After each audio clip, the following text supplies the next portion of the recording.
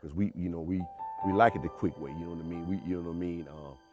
It's almost like you praying, you want God to do it tomorrow. You know what I mean? Instead of like going through the process of of doing let Him do it in His time. You know what I mean? But we want it in our time. Like pushing it on them. You know what I mean? That hey, if you put God first, just like my mom did, your life will be fine if you put Him first. Welcome to Just Men, a life changing program that resonates hope as well as encouragement. The program that gives you information and inspiration for the glory of God. I'm your host, Jeff Tate, and thank you for joining Just Men. On today's program, we have a very special guest. This is his first time being on Just Men.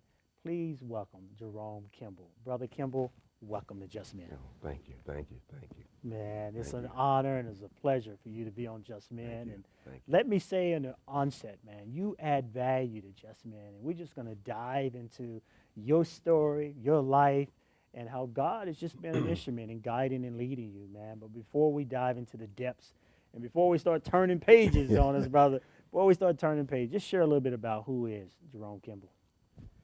Well, I'm from a little small town in Alabama. Born and raised in Jackson, Alabama, actually. Just a little bit about me. I'm the youngest of four siblings.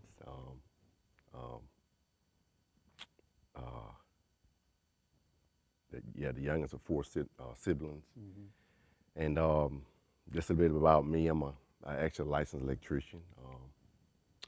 Been in the field now for 27 years. Wow. So I took to it a little bit. My father's a master electrician, so I was growing up in the field doing it, and it just became a hobby of mine. So I really, enjoy doing that, and just a little bit about me. Yeah. What's the, as a apprenticeship and as learning about electrician, is that how do you learn that, man, especially as a young man, and what was the discipline that your father had in trying to teach you to go even have a passion for a hobby, for being an electrician? Well, like I said, I was, working with him at a young age, probably 10, 12, going out helping him, and then like when I got on through high school, I went to college off of, basketball scholarship. And then, but I didn't know, that I was going to be doing that. But I went through an apprenticeship program at this company I used to work for. And the electrical part I always been there, but I just didn't know that I was going to be doing that, So went through an apprenticeship program, worked for a few other companies in the same field. So, it's just something that I enjoy doing and love doing, and something, I get a joy from it because, when I'm doing it, you know what I mean? God is always in it with me, when I'm doing it. Mm.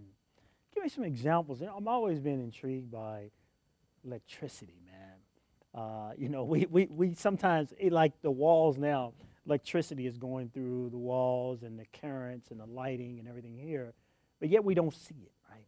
But we witness the power of it, but we don't see it. Talk about what you learned with electricity and how God is giving you some insight. Well, it's something like, especially when I'm like putting in a light fixture, you know what I mean? It's just something, when a customer see that light first come on, it's almost something that, when God come into your life, it just lights up every time I see that happen, when I'm, actually putting in a fixture or doing something, the customer always light up when they see that light come on. It's just it's like a new experience every time. So it's hard to explain, but every time, I experience that, once I get it in, I tell them to turn the switch on, and it's like, man, it's just like, it's like something new. It's just light them up, Yeah.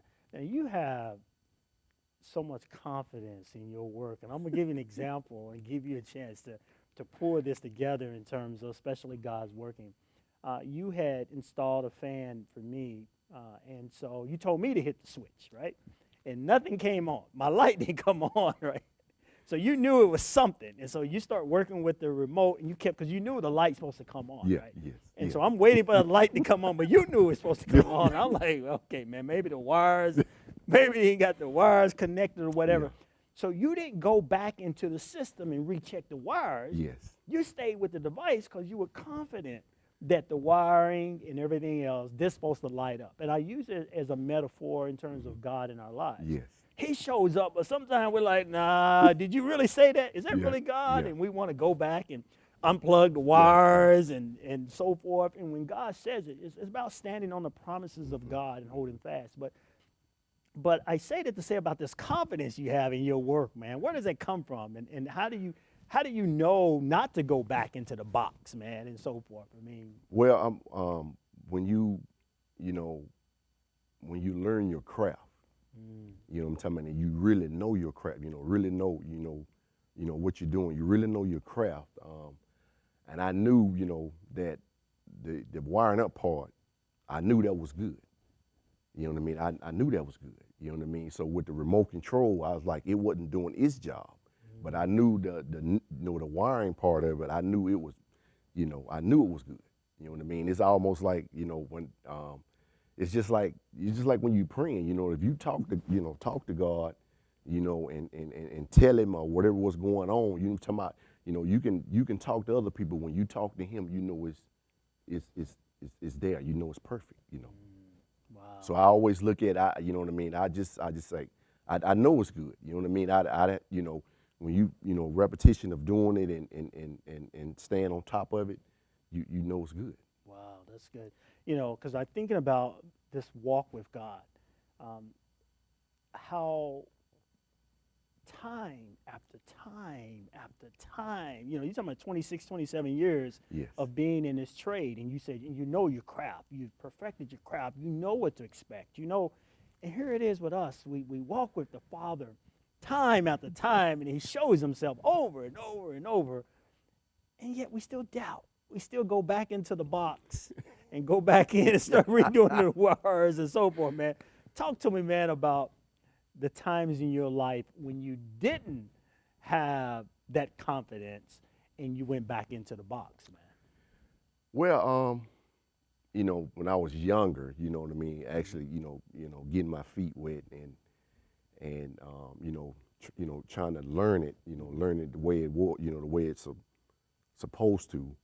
And I can just remember times when I was with my dad, and the same thing, you know what I mean. Like he would, be wiring something up, and I'm looking at him, and I'm telling him he would do the same thing, like, and I'm like, in my mind, I'm ready to go back and check it, you know what I mean, becomes like, I just want to make sure this is right, so I just, you know what I mean, he would go in the next room, I would take the cover off and look anyway, you know what I mean, Yeah. just to make sure, and that's I think that's what what we doing, what we do in life, you know what I mean. I think if you give it to God and just let him handle it, you don't have to go back and check on it. If you know what I mean? Yeah. So that's I think that's what I stick to, you know what I mean? Yeah. That's what I stick to. Wow, that's beautiful. Because I'm thinking, I mean, you're enlightened me, even though you don't realize it, but you're enlightened me because one of the things you talked about, even with my fan, it wasn't a fan, but you said it's a remote. And so I equate that in my life as the vessel of God, right? The word says, don't you know in 1 Corinthians 3:16, know you not that you are the temple of God and that the Spirit of God dwells in you. He said, do you know this? Do you really know that you are the temple of God? So in the knowing that, I think of myself as the fan, knowing that I am the vessel of God. Now, the remote is my thinking. The thinking part, right? Yeah. So when I start thinking, as you and I are talking about being in the zone, I start thinking, and I said, well, since it ain't working, it got to be the fan. Yeah. But it's your thinking that's wrong, right? Yes.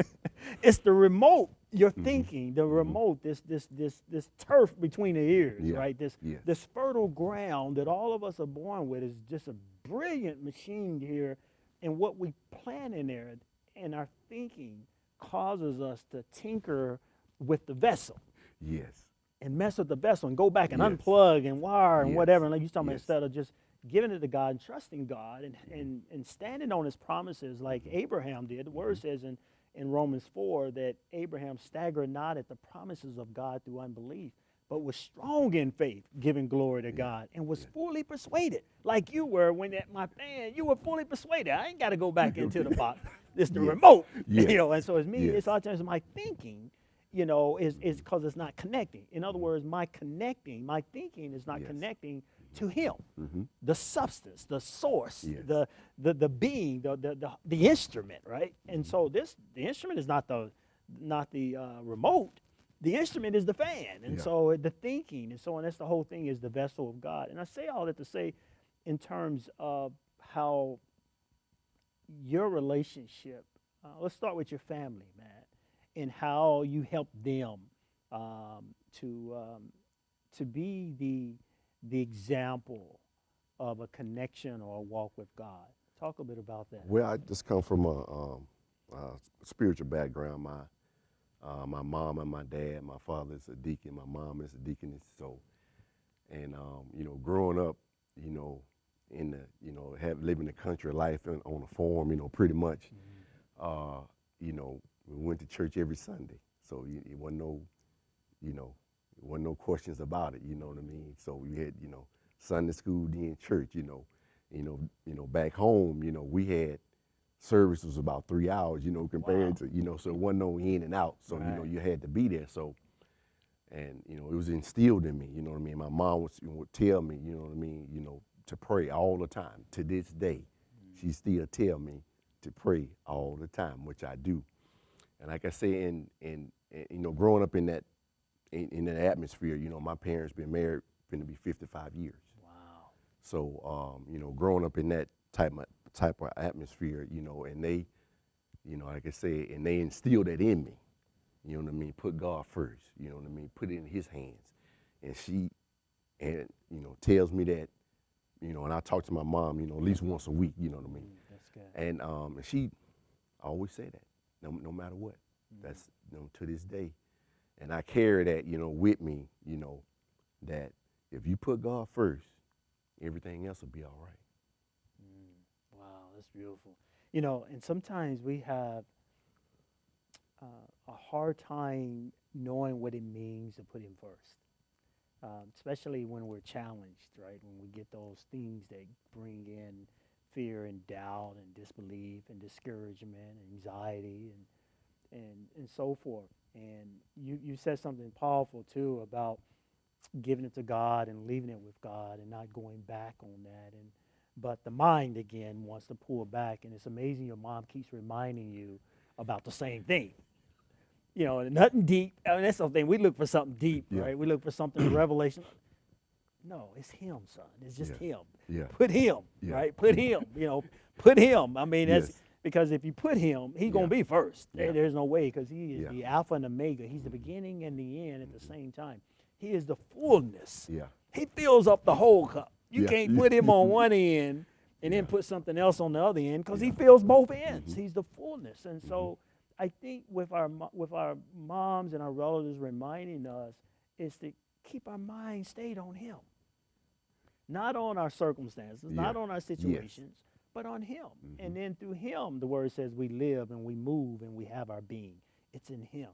And so it's amazing how you and I have met and how God has put us in our lives. And I know one of the things that you just lit up, man, when we talked about, and it was apprenticeship, and electrician, and also apprenticeship and discipling these young men. Yes. Talk to me about that on your heart in terms of those two things. What the apprenticeship is, what I mean, it's just, getting, a younger guy and, teaching him the trade and teaching him the way that would benefit him in life, not only just in the trade, but, his life in God, you know what I mean? Because, you, when you have, like a good spirit, and, you know what I mean? Just like I go in and out of customer's house every day.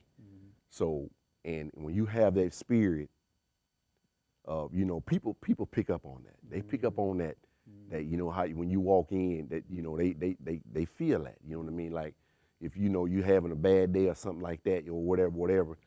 But if you have a spirit that's full of God, so when you walk in that house, even though you might be going through a couple of things, you know what I mean? Right. You know, they don't pick up on that, but they just pick up on that aura that, man, this is, you know what I mean? This is a nice guy. You know what I mean? They pick up on that part. So I always look for younger guys, you know, in the apprenticeship program that I can pass that part on and that part on of my my my my my my traveling with God. I try to, That's good. pass that on. So not only the learning side of the electrical side, but the spiritual side, that, you know what I mean, that would take you a long way. Wow, man, that's beautiful. What is it? It seems like our young people, and I know you can expound on it even more than I can. I work with a lot of young people, and they don't seem to appear, and I generalize, to have an appetite for what you're introducing, right? It's like, nah, man, I don't want that on my table. I want something else. Yes. You know, what is it? What's going on, and where's the gap there? Well, it's a big generational gap. That I think that this newer generation, you know what I mean, they want the easy jobs where they can just walk right in, and it's just kind of pretty much handed to you. You know, this is a trade that, you know what I mean, you always gonna need an electrician. You always gonna need an electrician. And, you know what I mean, it's a good trade to be in, that, you know what I mean, that you can, from your 20s on up to your 80s, you still can do it. You know what I mean? It's not very physical, you know what I mean? But like I said, it's a generational gap. I don't know, is that they don't want to do it, you know what I mean, that they think the salary is not enough, but it's very, you know, rewarding. I'm telling you, it is, you know.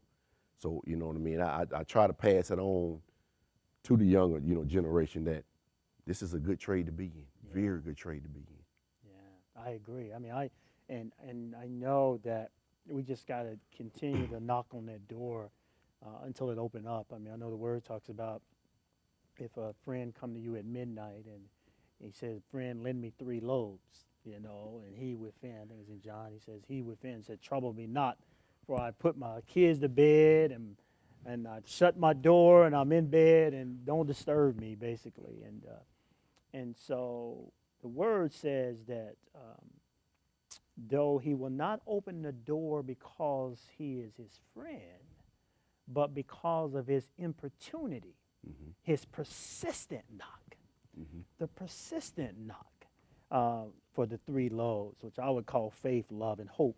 But the persistent knock got him to open up. He said, "I will arise and give what is needed," because it became a nuisance to some degree, right? Yeah, It's like, yeah. man, I'm tired of him knocking that door. Let me go down and open that door, Yeah. because he's not going to quit. And I think that's what our young people, we got to continue to knock at the door of their heart to let them know about being an electrician, and most significantly, how to walk as a man of God.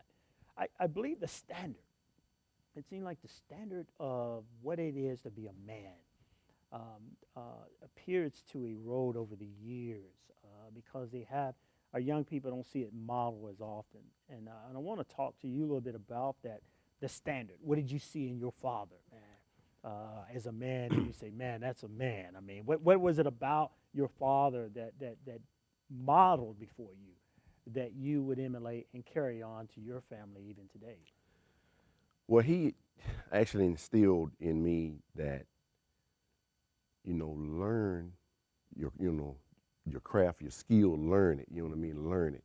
Once learn it, because watch him, doing it, you know what I mean? And he was very precise, you know what I mean? Very precise about, what he's doing, and very particular, you know what I mean? I mean, like, I'm pulling the wire in, putting the wire in the service panel. If it wasn't perfect,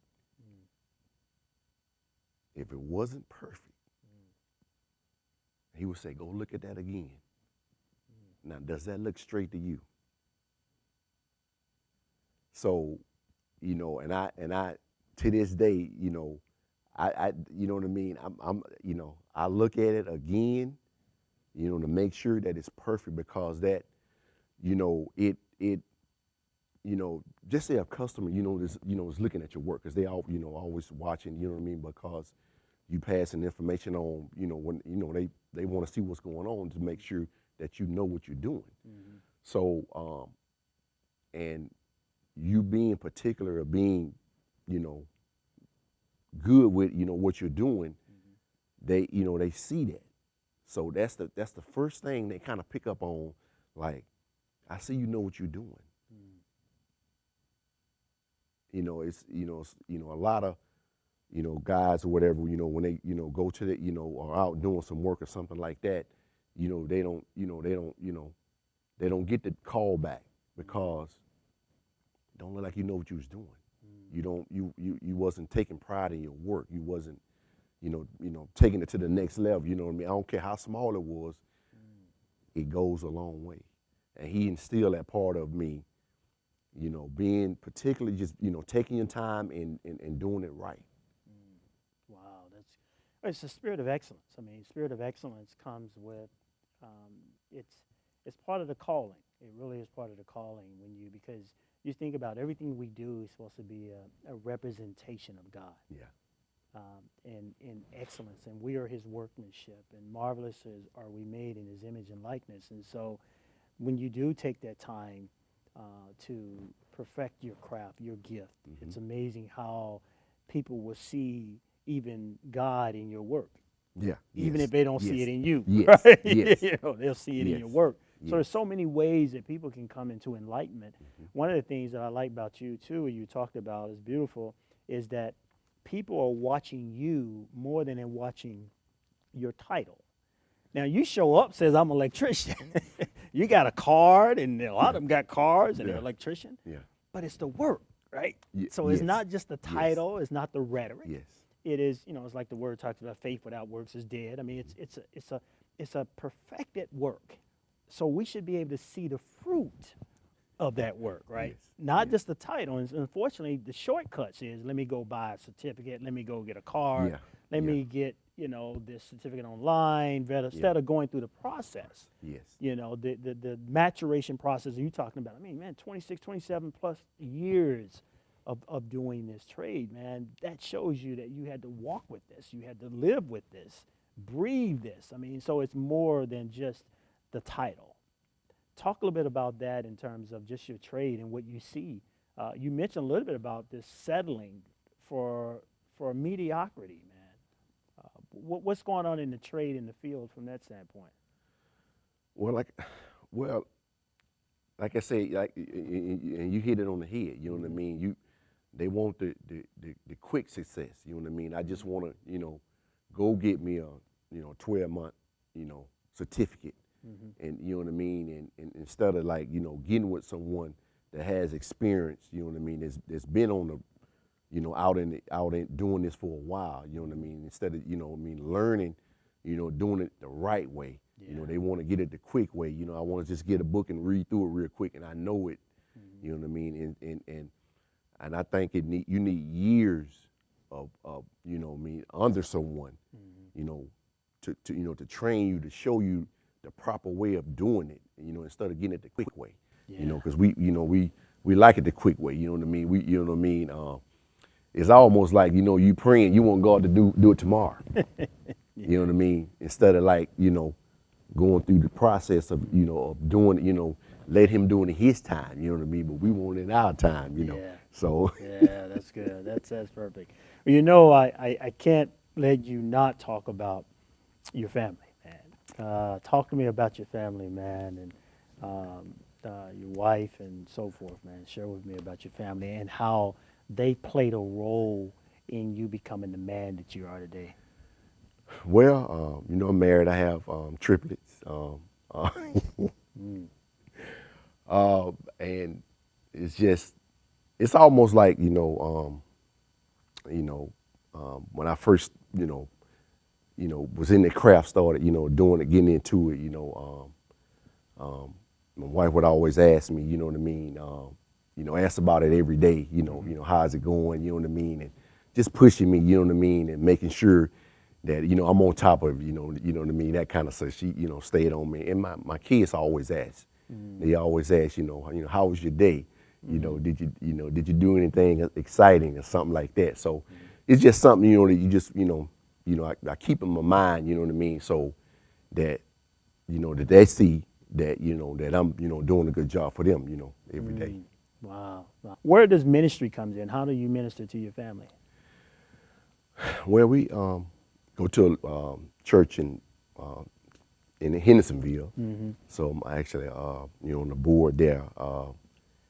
And, I make sure they're there every Sunday too, like Yeah. I was, like, pushing it on them, you know what I mean? That, hey, if you put God first, just like my mom did, your life will be fine Yeah. if you put him first. Yeah. And so, every night, my kids would, what I mean, they would say their prayers, they'd be in the room, you know what I mean?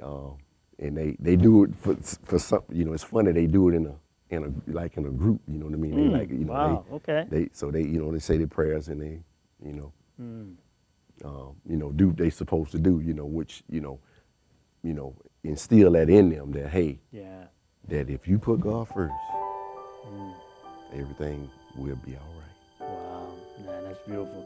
You blessed me. I mean, you blessed me, and just metaphorically, when we start talking about electricity, and how God is, He is our electricity, man. He lights us up, man.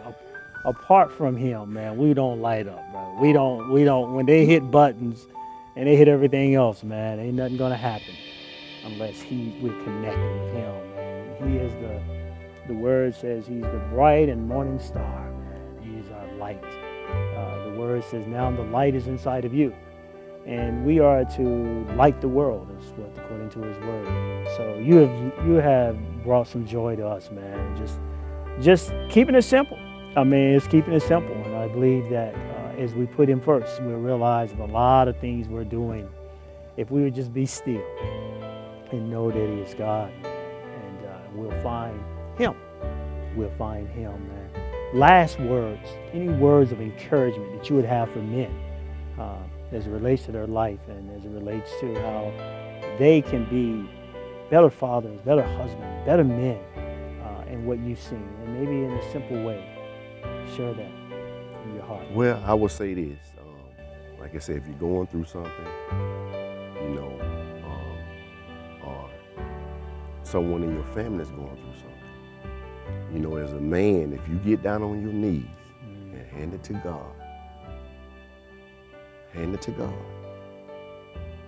talk to Him about it, everything will be all right. Wow. Wow. Stay focused. Glory. Like I said, if you're going through something, or someone in your family is going through something, as a man, if you get down on your knees and hand it to God, talk to Him about it, everything will be all right.